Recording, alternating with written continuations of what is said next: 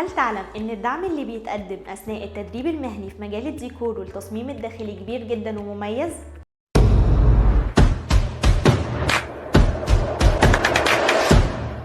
المدربين دايما بيكونوا متواجدين ومستعدين للإجابة على أي استفسار أو تقديم المساعدة في أي مشكلة بتقابلك. كمان في متابعة مستمرة للمتدربين من خلال جروب الواتساب، واللي فيها بيتم مناقشة المحاضرات وبيتم الإجابة على أي سؤال وحل أي تحديات ممكن تواجهك أثناء التدريب. مش بس كده، كمان بيتم متابعة إنتاجيتك ومستواك من خلال امتحانات وتقييمات مستمرة، وده عشان يتأكدوا إنك بتتقدم بشكل صحيح وكمان بتحقق أقصى استفادة من التدريب. في الجزء العملي المصممين بيكونوا معاك في الورش والمحاضرات العملي، وبيمشوا معاك خطوة بخطوة لحد ما تتقن مهارة الديكور والتصميم الداخلي، وهتعرف ازاي تتعامل باحترافية مع الأدوات والأفكار اللي بتساعدك في تنسيق المساحات واختيار الألوان والخامات عشان تطلع مشروعك النهائي بأفضل صورة ممكنة.